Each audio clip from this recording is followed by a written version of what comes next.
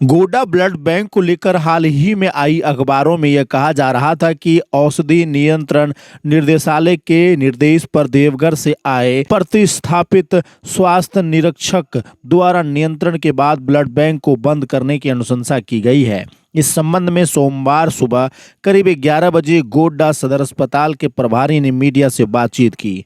प्रभारी ने बताया कि ब्लड बैंक में जो भी तकनीकी या दस्तावेजी कमियां थी उन्हें दूर करने की प्रक्रिया चल रही है और अधिकांश बिंदुओं पर काम पूरे हो चुके हैं। उन्होंने कहा कि थोड़ी बहुत कमी जरूर थी लेकिन उसे भी जल्द पूरा कर लिया जाएगा। हमारे पास सभी आवश्यक उपकरण, स्टाफिंग पैटर्न और सुविधाएं उपलब्ध है, इसलिए ब्लड बैंक को बंद करने का कोई सवाल नहीं उठता। प्रभारी ने यह भी स्पष्ट किया कि अभी तक किसी प्रकार की औपचारिक बंदी का नोटिस नहीं मिला। उन्होंने कहा कि यदि आवश्यकता पड़ी तो निजी ब्लड बैंक से भी सहयोग लेकर जिले में रक्त की उपलब्धता सुनिश्चित की जाएगी। उपायुक्त स्तर से भी अस्पताल प्रशासन को आवश्यक संसाधन और स्टाफ उपलब्ध कराने का आश्वासन मिला है।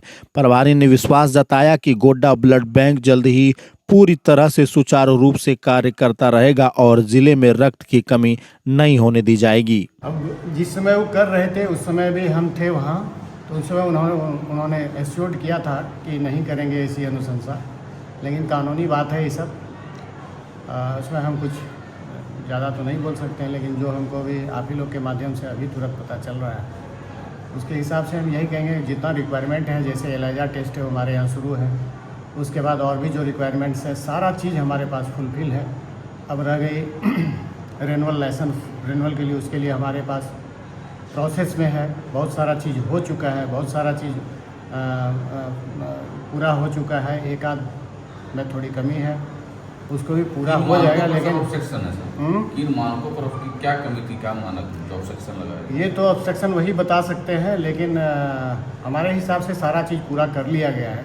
थोड़ा बहुत कुछ कमी होगा तो पता चलेगा, तो जल्द ही हम लोग पूरा कर लेंगे। वैसा कोई फैक्ट हमारे हिसाब से तो नहीं दिखाई पड़ रहा है कुछ कमी है। सर आप लोगों को इसको लेकर के अवगत कराया गया था? पहले कोई अवगत नहीं थे हम लोग, लेकिन बाद में ही सब पता चला है।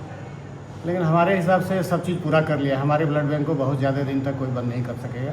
सर इसके अलावा कोई वैकल्पिक व्यवस्था आप लोगों के पास ऐसा हो जाता है तो अगर गोड्डा में 2 ब्लड बैंक है, एक प्राइवेट है एक सरकारी है।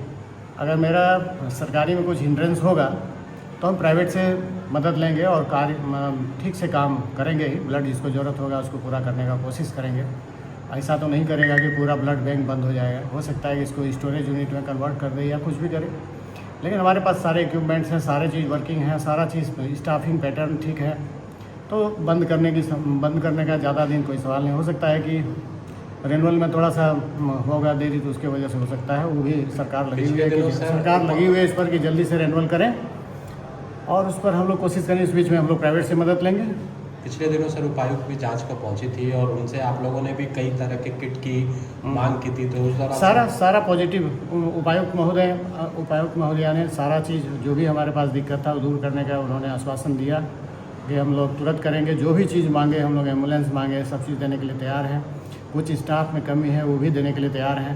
उपायुक्त महोदय 100% दोनों हाथ से तैयार हैं हमको मदद करने के लिए। इसलिए आपका गोड्डा वासियों के लिए मेरा अनुरोध है कि ज़्यादा हतोत्साहित नहीं हो। हमारा ब्लड बैंक ज़्यादा दिन बंद नहीं रह पाएगा अगर करेगा तो। हम लोग लगेंगे सभी लोग मिलकर। बंदी का कुछ ऐसा कुछ नहीं आया अभी बंदी का कोई नोटिस नहीं आया है, नहीं कुछ हुआ है, लेकिन हम लोग सब लोग मिल करके काम करेंगे। गोड्डावासी सभी लोग मिल करके, और जल्दी से हम लोग फिर से पूरा, अगर वैसा कुछ होगा भी तो हम लोग गोड्डा ब्लड बैंक को फिर से पुनः बहाल कर लेंगे। सर थैलेसेमिया के भी कितने मरीज सर इस ब्लड बैंक पर निर्भर हैं अभी सदर अस्पताल में? अभी तो 76 है या कुछ इससे ज़्यादा ही हो सकता है, कंक्रीट हमको मालूम नहीं है, लेकिन 76 तो हम जब जानते थे 76 था। उसके बाद भी ज़रूरत होगा। सीधा प्रभाव उन्हीं पर पड़ेगा सर? हाँ, सीधा प्रभाव तो उन्हीं पर, उनको दूसरे डिस्ट्रिक्ट में जाना पड़ सकता है। हम अपना हॉस्पिटल भी चलाने के लिए मेरे लिए काफ़ी ब्लड की आवश्यकता होती है। पेरी से जितना भी रात में रेफर्ड केस आता है प्रेग्नेंट लेडीज़ का या कॉम्प्लिकेशन के साथ, उसको मैनेज करना मेरे लिए बहुत ही कठिन होगा। लेकिन हम लोग मैनेज करेंगे लोकल में, और जो और दूसरे ब्लड बैंक है उससे मदद लेने की कोशिश करेंगे। अगर उनका लाइसेंस बच गया तो